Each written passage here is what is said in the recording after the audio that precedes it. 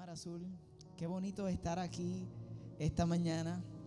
Como ven, un poco diferente la experiencia de hoy, pero es porque hay algo muy especial del cual todos vamos a ser parte.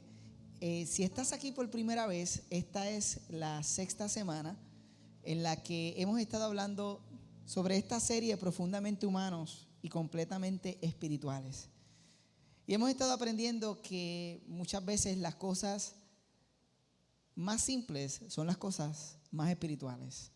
¿Por qué no le das un high five al que está a tu lado y le dices, qué bueno que estás aquí? Ahora mírate a la persona que está detrás de ti y dile, I'm so glad you're here.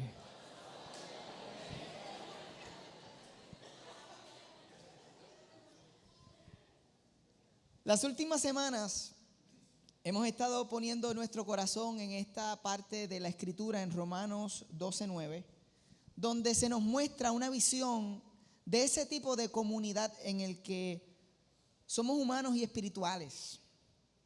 Y miren lo que dice el verso 9: el amor debe ser sincero, aborrezcan el mal, aférrense al bien, ámense los unos a los otros con amor fraternal, respetándose y honrándose mutuamente. ¿Recuerdan cuando hablamos del honor? Hoy vamos a tener una oportunidad muy bonita de hacer eso. Dice, nunca dejen de ser diligentes, antes bien sirvan al Señor con el fervor que da el Espíritu. Alégrense en la esperanza, muestren paciencia en el sufrimiento, perseveren en la oración. Hoy ustedes van a escuchar una historia de alegrarse en la esperanza y mostrar paciencia en el sufrimiento. Y el verso 13 dice, ayuden a los hermanos necesitados, practiquen la hospitalidad. Y hemos estado hablando de cómo se ve el practicar la hospitalidad. Y hoy vamos a hablar un poquito de cómo se ve esta idea de ayudar también a nuestros hermanos en la fe, no solamente aquí en nuestra comunidad en Puerto Rico, sino en Cuba. Y hoy me encantaría preparar nuestro corazón antes de invitar a los invitados que tenemos aquí arriba. Y me encantaría inclinar nuestro corazón a que el Espíritu Santo nos sorprenda. Porque tú llegaste aquí con el deseo de que Dios hable a tu corazón. Tú llegaste aquí con el deseo de que la palabra hable a tu corazón. Y nosotros vamos a poder escuchar algo que estoy seguro que va a transformar nuestras vidas para siempre como iglesia. Así que, ¿qué tal si oramos un momento y ponemos nuestro corazón listo para eso? ¿Me acompañan? Señor, gracias. Gracias porque tú eres el centro de todo lo que hacemos. Y porque como iglesia, Señor, estamos celebrando el que vamos a poder escuchar algo que nos conecta a Cuba hace muchos años. Gracias, Señor, porque todo lo que queremos hacer es darte la oportunidad, Espíritu Santo, de hablar a nuestra vida. Llama a personas hoy, inspira su corazón, levanta su corazón, inunda este espacio, Señor, con tu presencia y permítenos sensiblemente responder a tu llamado para nuestras vidas. En el nombre de Jesús. Amén. Muy bien. Brevemente, luego del huracán María, ustedes van a ver una imagen en la que uno de nuestros pastores de campus, el pastor Jazz y yo, tuvimos la oportunidad de encontrarnos con Jacobo Ramos. Eso lo tenemos ahí en pantalla. Esto fue luego del 2017 del huracán. Comenzamos a soñar no solo con servir a Puerto Rico, sino a Cuba. Y luego Yasmanis viaja a Cuba, van a ver en el próximo slide, y conocemos la historia de una familia que su papá, Alejandro Nieto, un hombre que Dios llama a servir a Cuba, conocimos sobre ellos. Yasmanis conoce a sus hijos, a su esposa, que hoy son los líderes de esta comunidad en Cuba. Y conocimos el legado de Alejandro Nieto, que luego de 49 años de vida, el Señor lo llama luego de un cáncer de páncreas. Pero esa visión que él tenía de Cuba para Cristo permanecía viva en más de 17,000 personas, 200 iglesias casa. Yo tuve la oportunidad, después de conocer lo que Yasmanis nos trae, de viajar nuevamente a Cuba con Jacobo Ramos y conocer esta familia. Y en ese viaje escuché sobre todo lo que Dios estaba haciendo en esta hermosa nación y me di cuenta de todo lo que yo no conocía acerca de Cuba. Porque nosotros escuchamos cosas, pero no tenemos idea. Realmente es tan diferente a lo que vivimos aquí, pero hoy ustedes van a tener una idea diferente. De ese viaje salimos pensando qué podíamos hacer. Y la iglesia decidió aceptar la invitación de Dios. Y aquellos de ustedes que estaban en ese momento saben que desde ese momento decidimos que íbamos a caminar de la mano con esta hermosa iglesia en Cuba. Y lo primero que íbamos a hacer es ayudarlos a plantar 25 iglesias en los próximos 4 años. En aquel momento, esa fue nuestra decisión. Y a través de su generosidad, de este fondo llamado Palmundo, nosotros comenzamos a apoyar 25 pastores y diferentes misioneros de diferentes denominaciones. Ellos le llaman convenciones. Cuando escuchan la palabra convención, piensen en una denominación. Nosotros decidimos, vamos a ayudar a pastores jóvenes en Cuba. Y desde ese momento hasta hoy, lo hemos estado haciendo con muchísima alegría en nuestro corazón. Y se cumplió ese propósito, pero el propósito de aquellos que teníamos, que todavía no hemos cumplido, es el de poder pisar a Cuba como iglesia. Porque habíamos decidido que íbamos a llegar en viajes misioneros, pero pasó algo mundialmente que detuvo ese proceso. ¿Qué fue? La pandemia. Cuando llegó la pandemia, ese proceso que estaba a punto de cumplirse se detuvo.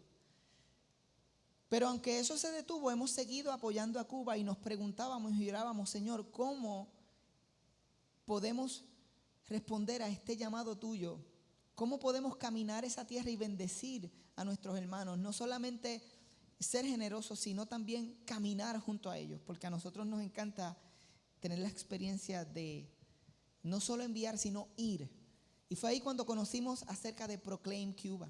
Y conocimos acerca de Proclaim Cuba a través de un cubano fenomenal llamado Carlos Alamino Hijo, quien hoy es el presidente de Proclaim Cuba y vive en Estados Unidos, pero a través de esta organización apoya el ministerio y el llamado de su papá, Carlos Alamino padre. Les voy a mostrar la foto de estos dos gigantes de la fe.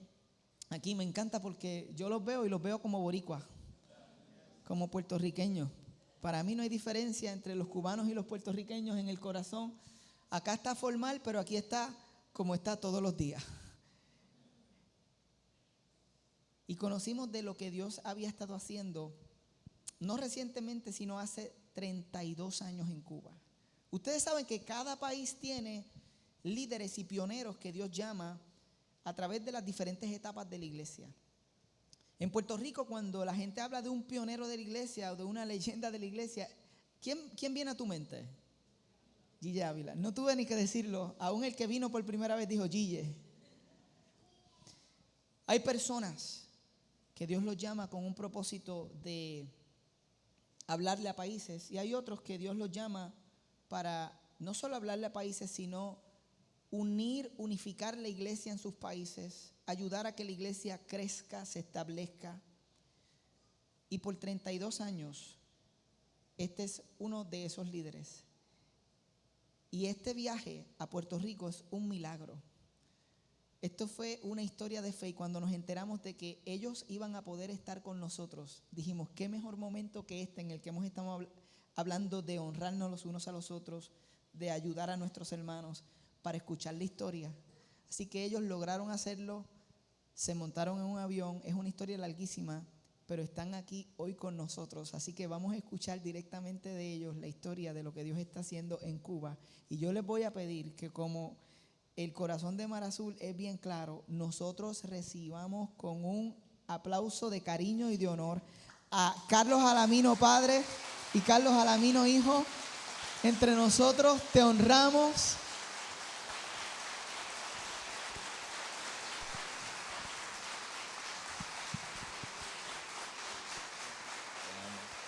Te amo también.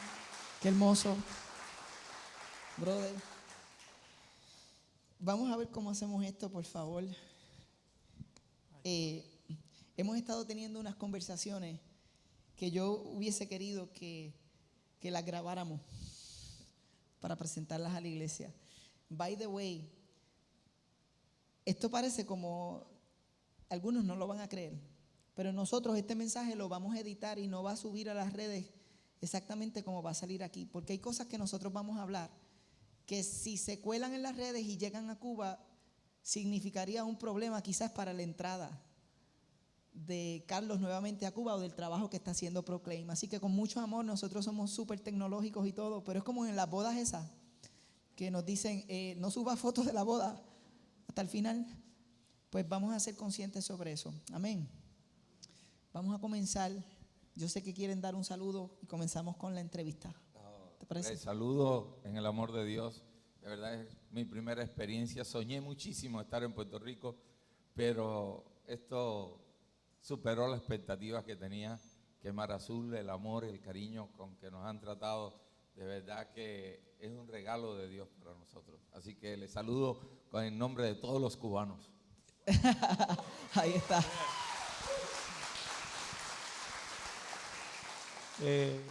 Para mí los boricuas y los cubanos hacen una química instantánea y es una nacionalidad que amamos, que yo digo, si yo pudiera agregarme un poquito del ADN, hasta el acento se me pega. Y en Dallas trabajo con muchos boricuas, les amo familia, amo esta nación, y cada persona que he podido conocer de Puerto Rico han sido una gran inspiración para mi vida y me honra estar aquí hoy, pastor.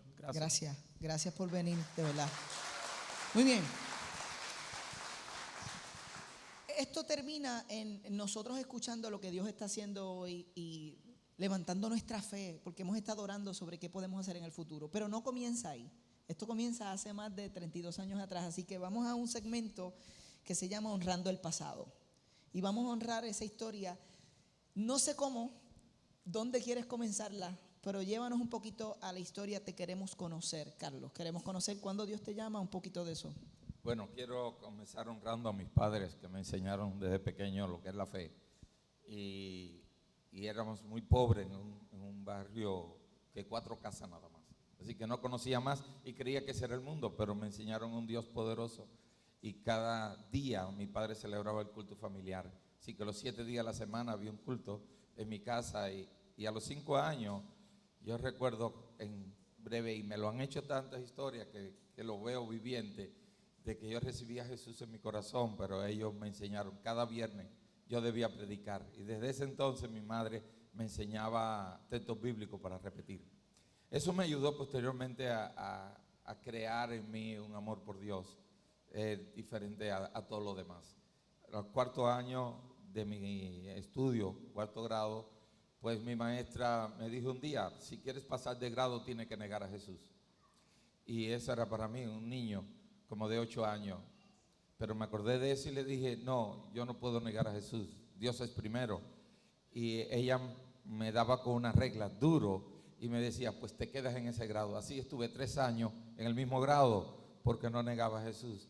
Y ya tenía 16 años y todavía estaba con los niños en la primaria. Simplemente porque no negabas a Jesús. Porque no negaba a Jesús. Porque lo que quizás nosotros no sabemos o hemos escuchado de lejos es que en este momento, y sé que todavía hoy, pero esto es una Cuba donde el gobierno no quiere que tú confieses a Jesús como tu Salvador. Es una Cuba comunista. Entonces no quiere que exista el cristiano. Lo que él no quiere es que ningún cristiano luciera por encima de un comunista. Oh.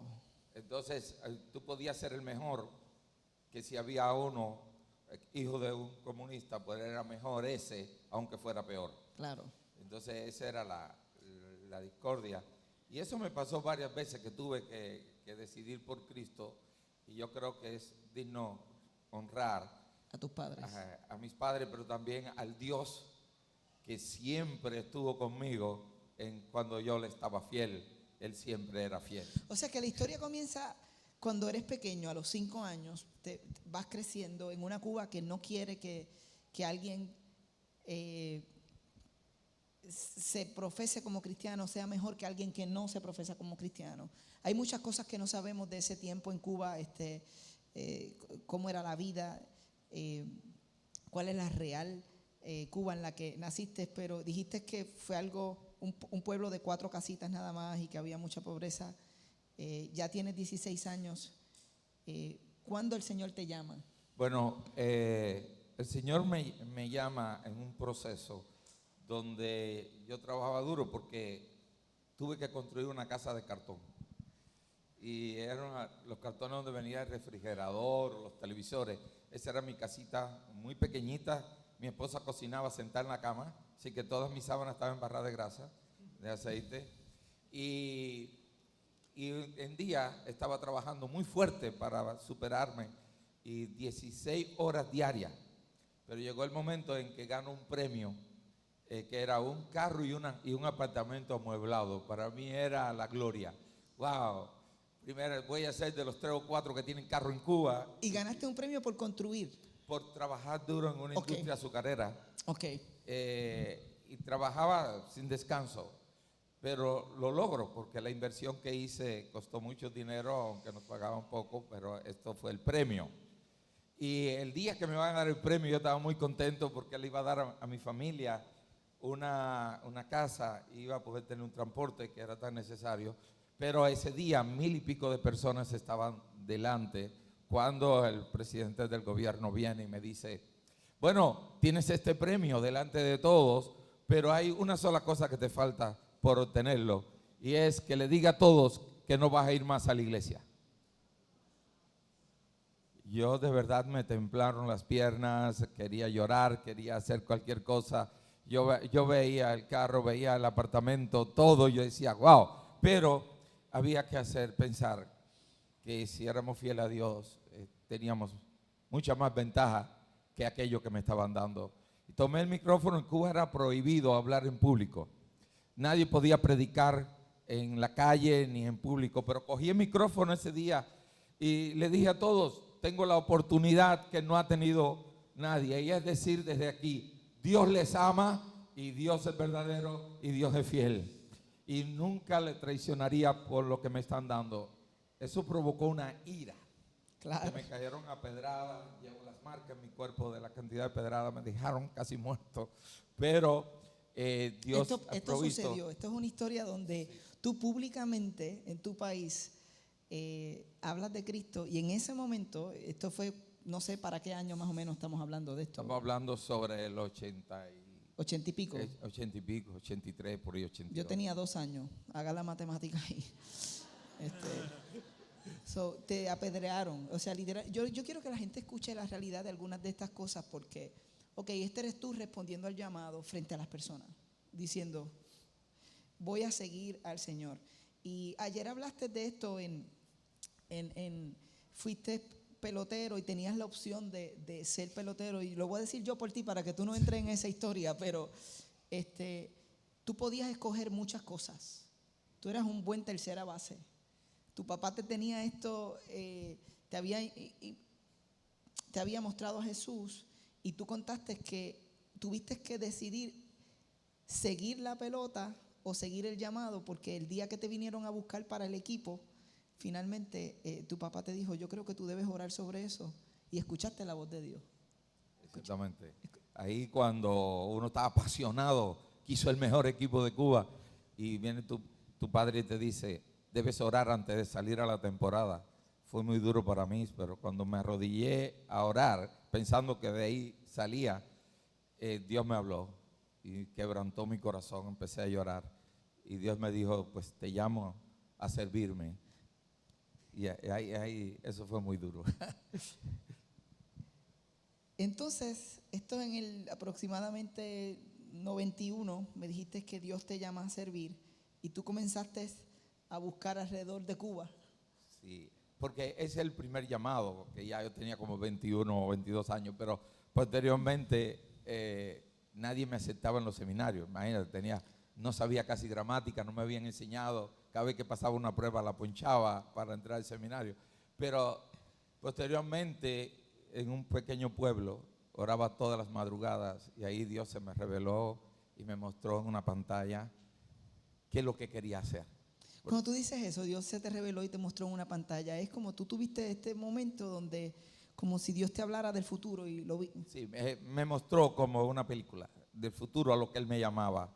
Levántame misiones, une las iglesias en Cuba, trabaja con la juventud. Era algo tan grande y yo sin ningún recurso, sin ninguna posibilidad, en un lugar casi abandonado. Sí, me dijiste que no tenías ni zapatos. No tenía zapatos. La lista mía de oración era: Señor, ¿cuándo me va a dar un par de zapatos? Mis zapatos eran rotos y la gente se reía porque decían, eso se comen las medias, porque por el huequito se iban las medias. Y eso, y una sola camisa, había que plancharla y secarla planchando, porque no me daba tiempo cambiármela. Y Dios ahí me muestra tanto, y yo empiezo a buscar líderes en Cuba que la hagan, porque no me consideraba que podía hacerlo. Y eso fue una lucha, fui por cada lugar. Y nadie lo entendía, todo el mundo me votaba. Me decía, no, ¿cómo tú vas a decir esto? Esto es una locura. ¿Quién tú eres? Tú sabes, Tú no tienes eres nada, estudios. tú no tienes nada. ¿Cómo tú vas a ir a las naciones? ¿Cómo tú vas a ganar a Cuba para Cristo? Nada de eso. Hasta que un día, ya cansado como para retirarme, dije, bueno, Señor, no me hablaste. Me senté en una piedra en un camino de tierra y empecé a llorar. Y unos niños que estaban jugando se acercaron a mí y me dijeron, pastor, ¿qué le pasa? Y yo le conté todo se lo conté. Y entonces uno de los niños que tenía 8 o 10 años me dice, pastor, eso es con nosotros. Y dije, ¿cómo? Dice, sí, nosotros queremos ser eso que usted dice. Y ahí mismo fue un viernes y el sábado ya yo los tenía reunidos, 15 niños que hoy, después de 32 años, son líderes y pastores y trabajan conmigo en toda Cuba. Qué hermoso. 15 niños. Tenemos que ser como niños. Entonces, tú aceptaste el llamado, comenzaste con niños. Yo voy a mostrar brevemente unas fotos para que tengan un poco de idea de esos comienzos. Nos dijiste que esto es una charca, esto no es ni un río, esto era una charca que se usaba para regar la caña, los cañaverales. Y Dios comenzó a hacer cosas milagrosas y el ministerio, empezaste a bautizar personas. Donde quiera que hubiera alguien que profesaba Donde quiera la fe. que había agua y una gente creía, ahí mismo los bautizaba. Y el pueblo creyente o no creyente venía a ver los bautizos. Claro. Y ahí está, este es uno de los ríos más largos de Cuba, Río Cauto. Y también a veces las corrientes eran tan fuertes que se llevaba a la gente y había que agarrarla. Claro. Pero ahí mismo, si hay agua, hay que bautizar. A nosotros nos ha pasado eso. Hemos ido a bautizar, no, ¿sabes? Pero y a veces hay más ola, a veces menos ola. Sí, es como sí. Los bautismos son bien interesantes. Pero qué hermoso que estos son los comienzos. Y todavía estamos en este segmento y quiero ir cerrándolo. Quiero llevarlo a algo, no cerrándolo, quiero llevarlo a algo. Pero tú comenzaste a hacer ministerio allá en las esquinas, en el centro de Cuba, y me hablaste yo quiero que la gente escuche cómo fueron esos primeros momentos, el ambiente espiritual de ese lugar, porque aquí escuchamos sobre a veces santerismo, palero, o lo que sea, y no es lo mismo, no es el mismo contexto, y me encantaría que para que la gente supiera la realidad de lo que empezaste a enfrentar, aunque sea una historia. Nos cuente. Ese lugar donde yo estaba corrían a veces a los pastores y todo, porque había una secta que se llamaba Los Paleros, satánica, que tenía 800 miembros. Imagínate, un pueblo pequeñito con 800 personas que gobernaban. Y esta gente tenía derechos sobre cementerios, sobre la policía, nadie le podía hacer nada. Pero pronto ellos me escriben un papel que dice, pastorcito, si vienes a mi barrio te vamos a matar. Y habían 2 o 3 creyentes que me decían, si vas te van a matar realmente o te van a correr de aquí. Pero decidimos irnos. Mi esposa se queda orando, voy al barrio y cuando voy entrando, efectivamente, 4 personas fuertes, grandes, mulatones ellos, vinieron con unos palos a golpearme y cuando se estaban acercando a mí, yo cerré los ojos y dije, bueno, para que ya me maten. Pero cuando yo siento que no me golpean, yo abro los ojos y los veo a ellos así, con los palos en la mano. Digo, hola, hola, ¿cómo están? Nadie me contesta. Y seguí con mi Biblia y prediqué. Y mucha gente se convirtieron a Cristo en ese barrio, pero regreso a casa y esa noche tengo culto y estoy predicando y de pronto los veo a ellos y 18 personas más venir al templo. Imagínate, se paran en la puerta y los poquitos creyentes que habían se arrimaron al lado porque conocían que era y me dejaron solo. Así que ellos vinieron hacia donde estaba yo y yo cierro los ojos y digo, Señor, tú tienes poder, tú eres misericordioso, Señor, haz algo por mí.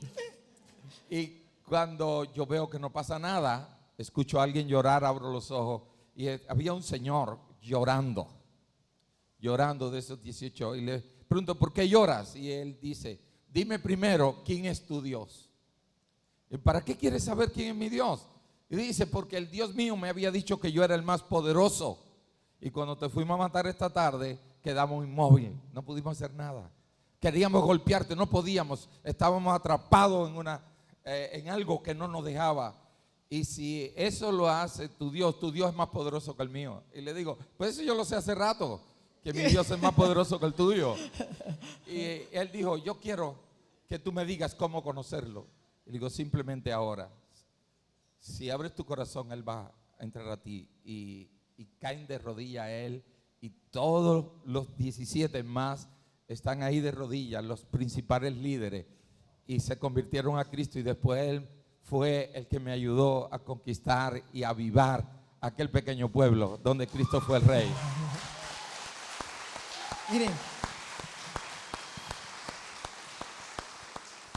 ustedes no saben cuán difícil para mí es en el tiempo que tenemos tratar de llevar esto donde lo queremos llevar. Pero yo quería que ustedes entendieran la fe, el comienzo y los milagros. Pero esta historia de 32 años, igual que la nuestra, no solo es de milagros. O sea, está llena de milagros, pero también está llena de momentos difíciles. Y no han escuchado a Carlos todavía, lo van a escuchar y yo le dije, Carlos, si tú quieres predicar, olvídate, tú sabes, tranquilo. No es como si tuviéramos un segundo servicio, que esperen. Y eso va, pero en esta historia hay momentos de mucho dolor. Voy a decir algo. El año pasado fuiste operado de cáncer en un riñón y hoy no tienes un riñón. Dios usó un milagro, pero esta vez a través de los médicos y a través de Proclaim Cuba, y vamos a hablar de eso también. En el proceso de estos años, tu esposa de muchos años, 36 años si no me equivoco más o menos, muere de cáncer. También estuviste cuidándola 4 años en ese proceso.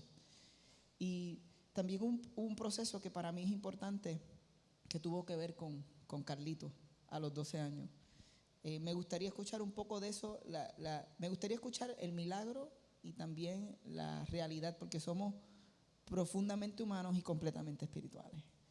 Así que a los 12 años, voy a coger una ahí, tú estás en un carro y tienes un accidente. ¿Nos puedes hablar de ese accidente, hermano? Bueno, espérate. Háblanos del accidente y después tú dices lo de los 5 años y vamos a aquellos. Ok. Es que esto va a conectar ahora. Prepárate.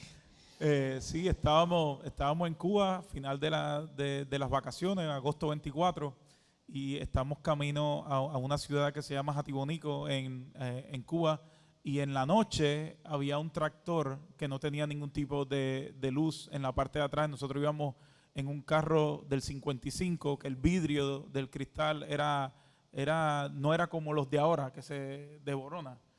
Actualmente quedaban como cuchillos afilados cuando tuvimos el accidente, y todo ese cristal vino sobre mi rostro.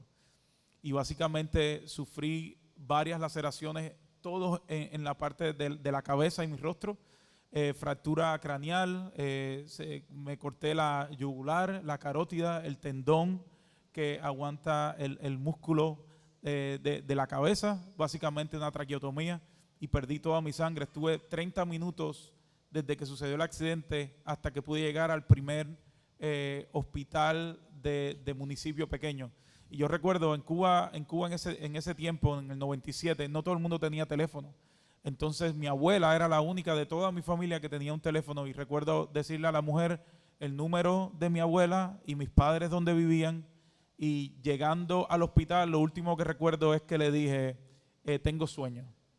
Y básicamente no recuerdo nada más. Y ahí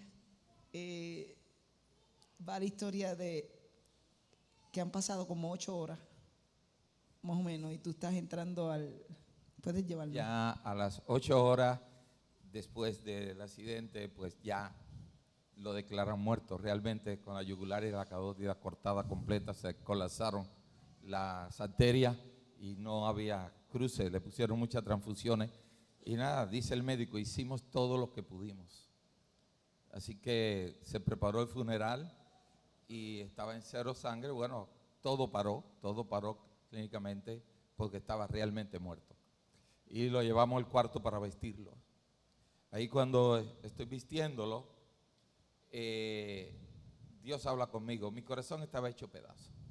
A ver, cuando uno ve un hijo así y ver que todo se te fue, realmente esas dos arterias dicen que de 3 a 5 minutos solo pueden vivir con ellas cortadas. Y yo estoy ahí vistiéndolo, llorando, triste, el público gritando y llorando afuera. Mi esposa estaba preparando el funeral. Entonces Dios me hizo recordar algo. Y era que cuando mi esposa sale embarazada de él, lo declaran hidrocefálico y le dicen que hay que sacarlo. Y nosotros oramos a Dios, le dijimos, Dios, ¿qué hacemos? Al fin Dios nos dijo, dejarlo. Y cuando él nació bien. Eso fue un testimonio para todos los médicos. Pero ahí yo le dije a Dios, Señor, si él no te va a servir, yo quiero que hasta los 5 años, ante los 5 años te lo lleves a tu presencia. Yo prefiero llorar que no verlo en el mundo. Yo quiero llorar antes de no verlo servirte a ti. Y eso me costó 5 años de llanto a mi esposa y a mí. Llorábamos, siempre estábamos con la tentación, ¿para qué dijiste eso? Pero nosotros orábamos fervientemente. Dios, todos los días a las 12 de la noche veíamos un año más que Dios no se lo llevaba, hasta que llegó los 5 años. Pero en ese momento yo estaba tan triste que solo veía que mi hijo había muerto.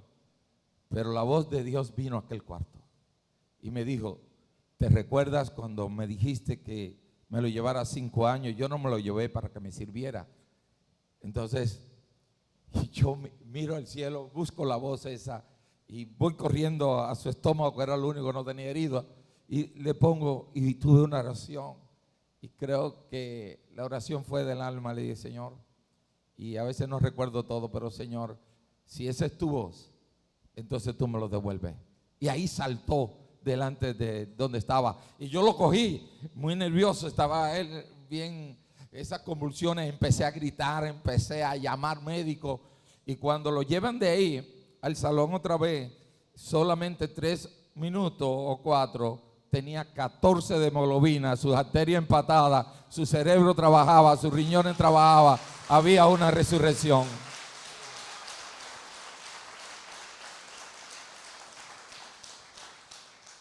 Y hoy pues realmente sirve el Señor.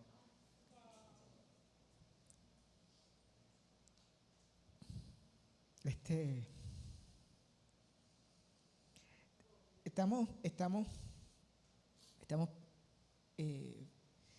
presenciando literalmente una de las historias que por años Dios usó en Cuba, una de las resurrecciones que Dios usó. Yo sé que después de este momento, por toda Cuba, personas escucharon sobre el testimonio, empezaron a llegar, y ahí vienen cruzadas evangelísticas, cruzadas donde ocurrieron muchos milagros también, de sanidad y de, imagínate, la gente escuchando. Y esto es un lado hermoso de esa historia irreal de resurrección. Carlitos, nuestro hermano, es alguien que fue resucitado. Pero a la misma vez, dentro de ese proceso está la humanidad de un niño que está viviendo todo esto y que ahora tiene el rostro de una forma. Háblanos un poco de esa parte real también y de qué Dios te enseñó de eso. Somos profundamente humanos, ¿verdad? Sí, claro. Este fue un testimonio muy grande para mi nación. Mucha gente empezó a conocer de la historia. Cada cruzada evangelística que se daba en Cuba, yo era músico, tocaba el bajo y mi papá siempre terminaba cada predicación contando el testimonio para que la gente pudiera ver el poder de Dios. Y esto empezó a pasar una y otra vez, pero yo soy un adolescente que está creciendo con un rostro completamente desfigurado y con muchas personas. Cada vez que se acababa la cruzada evangelística, venían al stage para examinarme para saber si era verdad. Y querían ver las heridas y me tocaban y empezó a crear en mí un rechazo enorme por todo lo que estaba pasando, un rechazo por Dios. Llegó el momento que le dije a mi papá, oye, está prohibido que vuelvas a contar mi historia. Yo no quiero que nunca más vuelvas a contar mi historia y a mí no me importa si la gente se salva o no se salva, si la gente no ve el poder de Dios, pero yo no quiero que mi historia tú la vuelvas a contar porque tú no tienes idea lo que eso está haciendo en mi vida. Cuando tú eres un adolescente y cuando tú tienes tantas heridas, yo tenía 84 puntos en mi rostro. Y cuando tú viajas a la escuela y empiezas a estar en la secundaria y empiezas a sentir el bullying de los demás muchachos porque tú luces diferente, porque eres diferente, porque tienes laceraciones que a simple vista se ven que eres diferente. Yo jugaba béisbol antes, me encantaba cuando niño y de repente me convertí en ser un niño cool de la escuela que jugaba béisbol a convertirme en un freak de la escuela con un montón de libras de más, tomando un montón de esteroides. Me sentía horrible y esa era la historia del gran milagro de Dios donde mucha gente podía ver a Dios, pero en mí lo que estaba sucediendo en mí era destruyéndome por dentro, porque yo no podía aguantar cada vez que contaba mi historia que la gente pudiera venir a mí y pudiera ver eso. Y así pasaron muchos años y no fue hasta que tuve cerca de 19 años que Dios nos dio la posibilidad de venir varias veces a los Estados Unidos para ver a doctores, para crear un lente para que mis ojos se vieran iguales. Fuimos a ver a maxilofaciales para tratar de mejorar mis heridas porque yo fui cosido para una caja. Yo no fui cosido con la parte estética de que es alguien que va a seguir. Es decir, hubo heridas en mi rostro que no pudieron ni coser porque eran tantas que se cerraron sola con el tiempo. Entonces yo fui a ver doctores, vinimos a Estados Unidos un par de ocasiones a tratar de ver oftalmólogos, a buscar opciones y llegó ese momento donde Dios tuvo un encuentro conmigo. Y yo sentí que era, ¿por qué quieres borrar las marcas de mi milagro? ¿Por qué luchas tanto en tratar de borrar el gran milagro que yo hice en tu vida? Y ese tiempo fue un tiempo muy difícil de quebrantamiento en mi espíritu, porque básicamente yo me di cuenta de lo ingrato que estaba haciéndole al Dios que me había devuelto la vida. Entonces tomé la decisión de decirle, Señor, donde quiera que yo vaya, donde quiera que yo esté, cada marca que yo tengo en mi rostro va a reflejar tu gloria, va a reflejar tu poder, que este testimonio, como dice la palabra, ve y cuéntale al mundo mis maravillas. Entonces ese momento realmente fue un proceso de cambio en mí, de poder aceptar el milagro de Dios en mi vida y poder convertirme en la evidencia de que el Dios en el que usted y yo creemos es un Dios real que aún en estos días hace milagros. Y yo no sé, pastor, pero yo tuve la bendición de tener un accidente donde mis marcas son visibles y mucha gente puede creer porque las puede ver. Pero a lo mejor usted está sentado en esa silla y hay tantas marcas que han pasado que están tratando de ocultar y esconder como mismo yo lo hice. Y simplemente todo lo que ha pasado en nuestro pasado es la evidencia de que ha habido un Dios que ha redimido todo eso.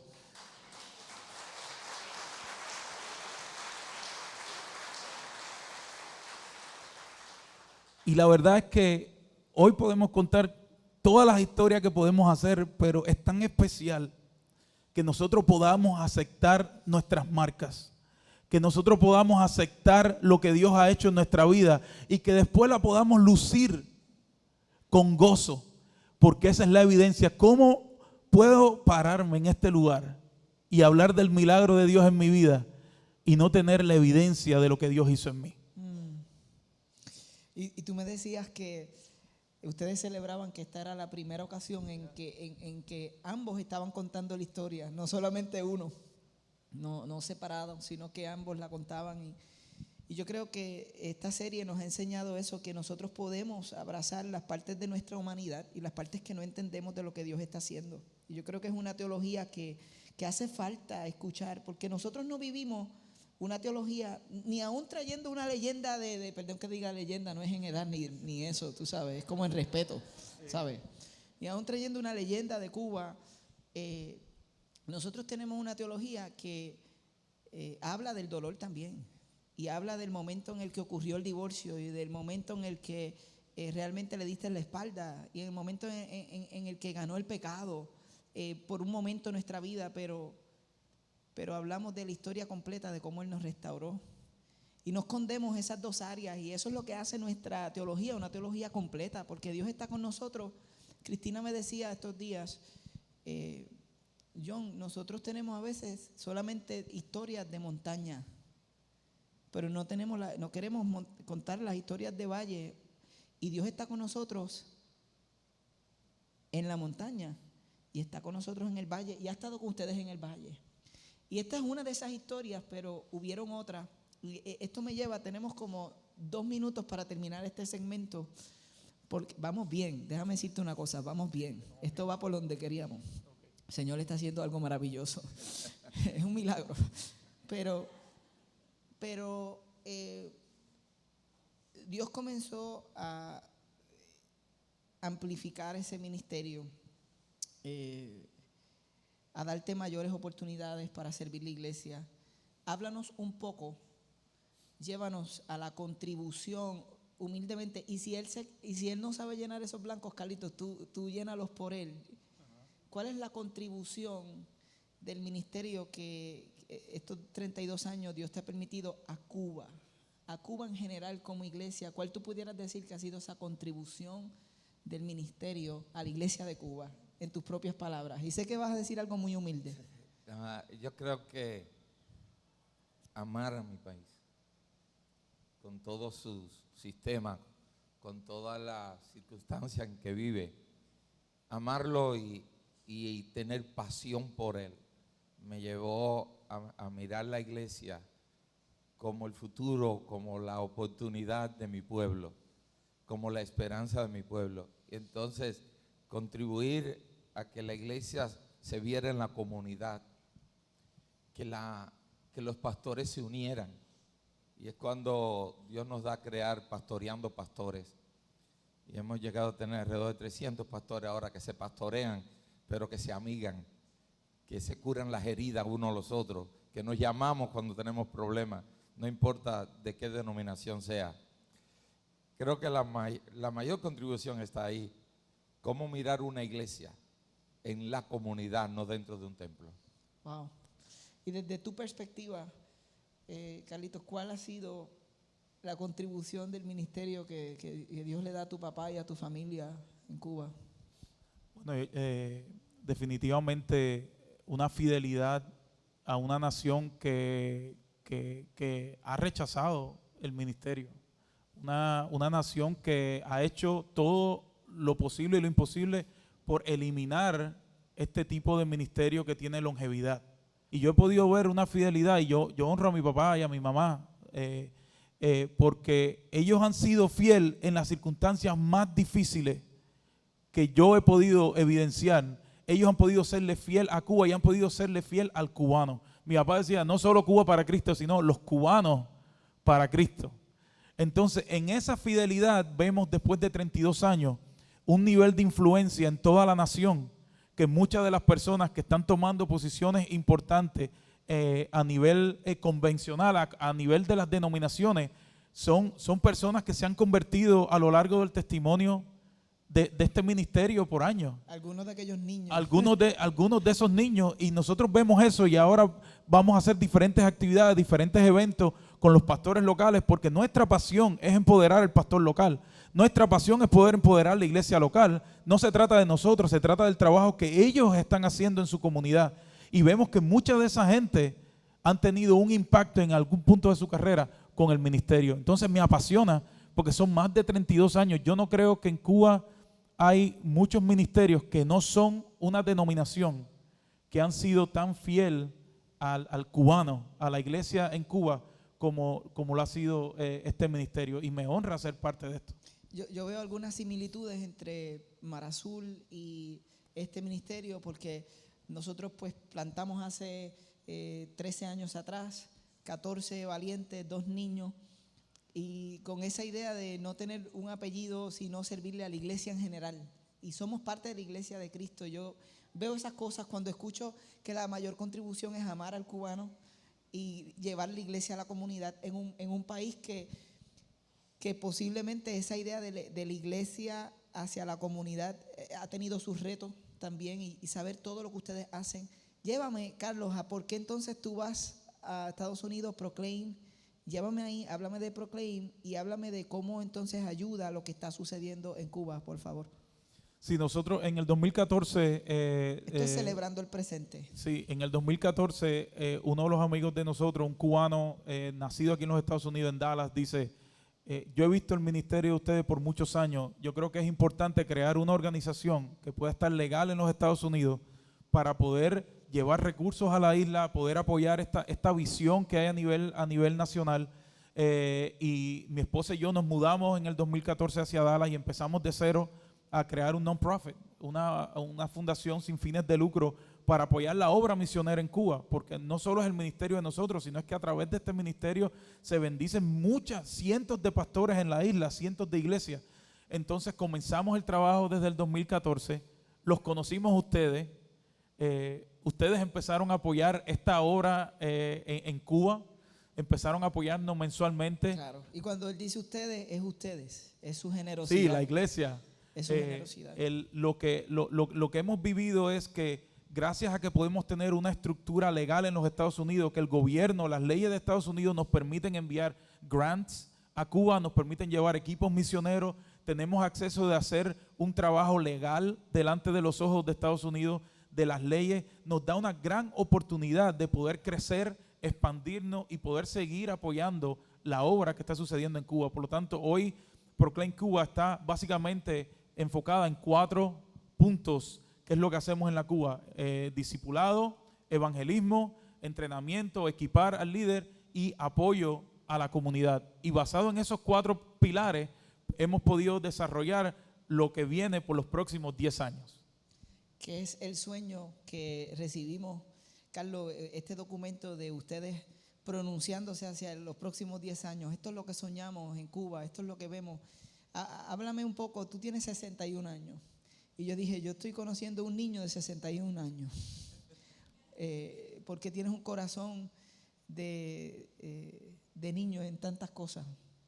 Háblame de tu visión de futuro, de los próximos 10 años, cómo se ve Cuba. Y quizás cómo nosotros como iglesia podemos unirnos a esa visión. Bueno, en sentir ahora ¿qué vamos a hacer en los próximos 100 años, 10 años? Wow, tú vas a tener 100, tu vida está a wow. otro nivel. Dios, yo no sé cómo brega con los cubanos. Solo llevamos un día aquí contigo y ya pasamos de 10 años a 100. De 10 a 100. Imagínate qué pasa aquí una semana. Estamos hablando ¿Qué de pasará cómo con Mar Azul? en en 200 Cuba. años. Mar Azul, Cuba. Cuba. Wow, tú lo dijiste. La verdad es que pensar en 10 años era como dejar mi legado a una generación que puede influenciar más que yo. Yo creo que Dios nos trajo a esta vida a preparar el camino a otro, como otro nos lo preparó a nosotros, o como Juan preparó el camino de Jesús, y Jesús los discípulos a la iglesia, y la iglesia a nosotros mismos. Y una de las cosas que tengo muy presente, que va a haber una generación que preparará la venida de Jesús. Y ya está cerca esta generación, pues pienso que en estos 10 años crear una junta dentro de cada provincia. Son 16 provincias Que son como estados. en Cuba. Como Sí, estados. 16 estados en Cuba. Cómo preparar una multiplicación de lo que éramos nosotros en el centro, multiplicarlo en cada provincia para alcanzar una influencia global, una influencia donde encontremos la gente en su territorio, donde la comunidad sienta que la iglesia le ama y que la iglesia está para ellos, pero a la vez prepararle el camino a la venida de Cristo, Claro. porque Él no vendrá hasta que no sea predicado en todo el mundo. Así que yo no alcanzaba, como lo llevaba, a tocar a cada cubano, pero de esta manera en este proyecto se ve que cada cubano puede ser alcanzado e influenciado con el Evangelio de Jesucristo a través de su comunidad. Y este es nuestro mayor deseo en 10 años. ¿Y cuál sería entonces el desafío a nosotros para construir el futuro? Ambos pudiesen hablar, y yo voy a terminar un poco hablando de cómo podemos participar con Proclaim Cuba, pero Carlitos, comienza tú. ¿Qué sería para ti un desafío para nosotros? Bueno, yo creo que los puertorriqueños, como había dicho, y los cubanos tienen algo especial. Yo no creo que hay mejores misioneros para mi isla que los boricuas. La cultura es tan similar, todo es tan similar, el idioma, todo se hace más fácil cuando tenemos un boricua envuelto en el grupo. Sí, yes. Yeah. Let's go. Me fascina solo la idea de imaginarme, y he estado hablando con Jazz por años ya. Me fascina la idea de ver un grupo de boricua caminando, yendo a mi isla, poder pasearlo, una experiencia 360. Vamos a navegar esa isla de una punta a la otra, vamos a experimentar lo lindo de Cuba, vamos a ver la pobreza de Cuba, vamos a trabajar con las iglesias en Cuba, y no es un tipo de compañerismo, no es un partnership que está basado en la piedad de que es que son más pobres y nosotros tenemos más recursos. No, Mar Azul es la extensión de mi iglesia en Cuba. Cuba es la extensión de Mar Azul. Claro. Somos una iglesia en Cristo. Entonces estamos dando un viaje misionero a conocer a uno de los campus que tiene Mar Azul en Cuba. Sí, exactamente. Eso es como yo veo las misiones. Las misiones no es nada más que visitar a este otro campus que tenemos de la Iglesia de Cristo, que está en otra nación, pero sé que cuando el boricua vaya a Cuba, como ha hecho, yo conozco familias que han tenido mártires boricuas que han muerto en Cuba por llevar el evangelio a mi nación. Y les digo la verdad, el impacto que ustedes pueden hacer en mi isla va a ser más grande que cualquier otra nacionalidad en el mundo. Wow, gracias Así que por vamos. ese desafío. Ese avión se llenó. Sí. Ese avión estaba lleno, entonces dijiste los mártires, el avión se cayó. Entonces ahora con lo que va a decir tu papá se va a levantar el avión nuevamente. Porque él va a orar y el avión se va a levantar. ¿Ves cómo funciona esto? Todos podemos resucitar, no te preocupes. Bueno, para mí el mayor desafío de estos últimos tiempos, y yo creo que todo es, ¿dónde está la lectura de la Biblia en tu agenda? Come on. El mayor desafío para mi vida ha sido cómo ir a clase con Jesús todas las mañanas. No ha habido nada que me ha desafiado tanto para entender la voluntad de Dios, que todas las mañanas levantarme y coger mi agenda y coger mi Biblia y sentarme y decirle: Jesús, enséñame. Sin un diccionario, sin nada, es deleitarme en la palabra. Cuando yo llevo como 4 meses solo en los primeros 6 capítulos de Lucas, y he encontrado más mensajes y más enseñanza a mi vida que cuando la he leído completa, uno tras de otro. Porque deleitarse, los desafío a deleitarse, a leer la Biblia y que no pase un día sin escuchar a Dios. Así que cuando uno hace esto, se encuentra un Dios que usted no conoce. Usted conoce un Dios que habla, un Dios que puedes orar ahora a través de escucharlo. Yo sufría mucho porque cuando yo oraba a Dios y me iba. Pero ahora no, ahora hablo con Dios y espero que Él hable. Nunca tomar una decisión. Los desafíos a no tomar una decisión si no la comprueban con la palabra. No vayan a Cuba si la Biblia no le dice vayan a Cuba. ¿Por qué? Wow. Porque cuando la palabra te dice ven, Dios ahí mismo te está capacitando mucho más de lo que eres. Porque ya no vas con tu fuerza, vas con la de Dios. Así que los desafío a deleitarse en la palabra y creer en Jesucristo como su Señor, no como Salvador nada más. Porque todos queremos ser salvos, pero no todos queremos un Señor. Y la vida nos muestra que si no le decimos sí, Señor, entonces no importa cuánto te has sentido salvo, porque muchas veces la salvación es sálvame de este momento, Señor, sálvame de este otro momento. Pero la salvación real es aquella que tú le dices, Señor, tú eres mi rey. Así que Tú me llevas a donde tú. tú me llevas donde tú quieras. Y ahí tú vas a entender a un Dios que por mucho tiempo que querramos hablar aquí, no lo vas a entender hasta que tú no estés solito con Él, escuchándolo a Él, y nadie te parará después. Una de las cosas que Mara Azul tiene y estaba leyendo es encontrar tu propósito.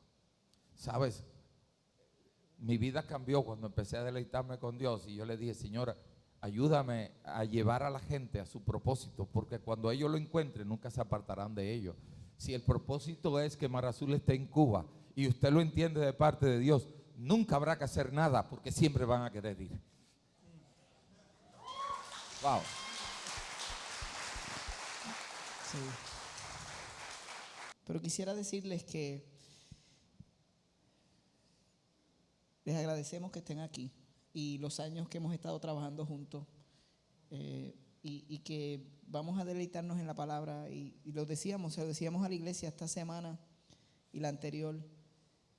Yo estoy seguro que hay algunos de ustedes que sí, que le han dicho al Señor, tú eres mi Señor.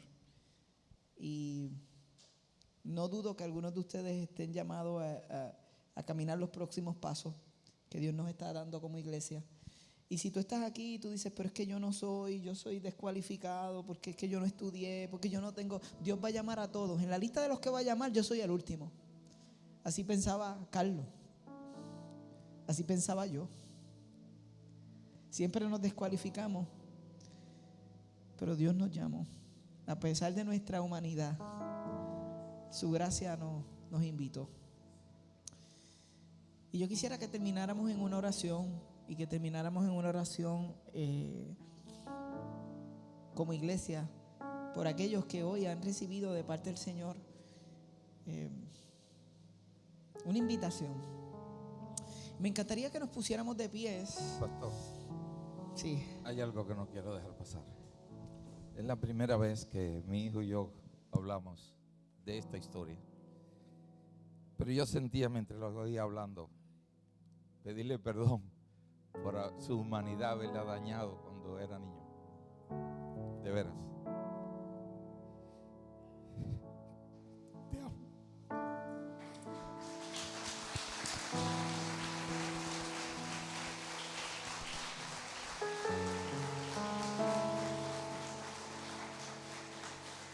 Chacho,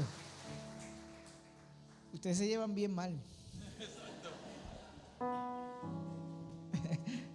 Me recuerda tanto a mi papá. ¿Y a ti? ¿Qué te recuerda? ¿Qué te invita? ¿Qué hace el Espíritu Santo? Vamos a orar. ¿Y sabes qué, Carlos? Tú pudieras tener la amabilidad de orar por nosotros como iglesia y por todos aquellos, porque yo tengo el temor de que si abro el llamado vamos a estar 38 horas aquí y el segundo servicio y nunca vamos a llegar a la metro hoy. Pero ¿qué tal si oramos y dejamos que Dios haga lo que Él quiere hacer? Carlos, tú puedes venir. Vamos a orar. Señor, ¿quién es suficiente para entender un Dios tan grande? ¿Quién eres digno ante tu presencia?